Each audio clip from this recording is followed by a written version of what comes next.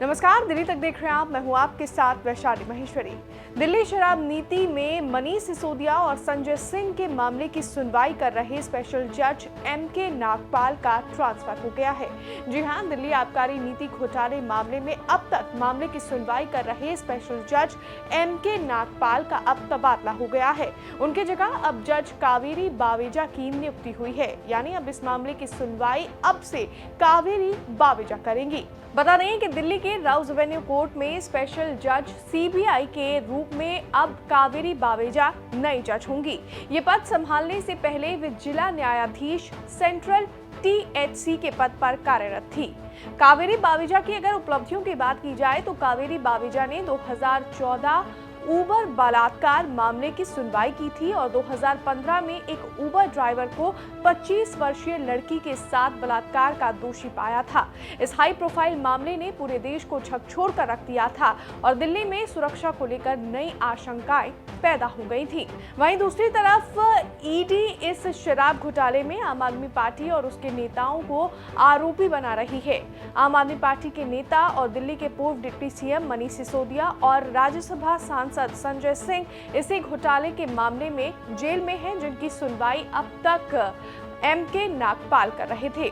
इसी के साथ दिल्ली के मुख्यमंत्री अरविंद केजरीवाल की मुश्किलें भी कम होती हुई नजर नहीं आ रही है। ईडी ने कई बार सम्मन अरविंद केजरीवाल को भेजा है। हाल ही में उन्हें 9वां सम्मन शराब नीति में भेजा गया है। उन्हें 21 मार्च को पेश होना है, लेकिन अब तक वो किसी भी सम्मन पर पेश नहीं हुए हैं।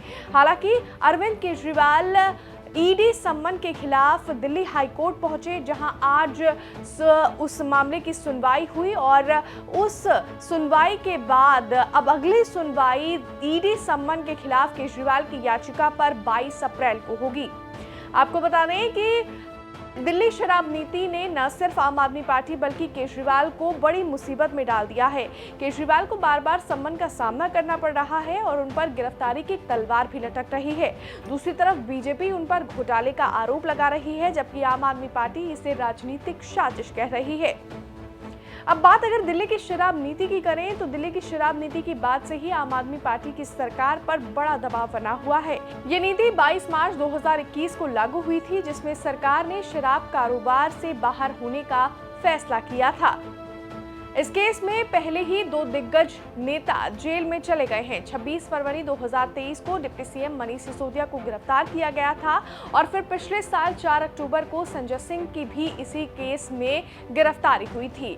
और अब ईडी अरविंद केजरीवाल से इस मामले से जुड़ी पूछताछ के लिए बार बार सम्मन भेज रही है, जिसके खिलाफ अरविंद केजरीवाल कोर्ट का दरवाजा भी खटखटा चुके हैं। बहरहाल अब देखना होगा कि इस मामले में और क्या नई कड़ी जुड़ती हुई नजर आएगी। फिलहाल हमारी इस खबर में बस इतना है, लेकिन दिल्ली से जुड़ी हुई तमाम खबरों के लिए आप देखते रहिए दिल्ली तक।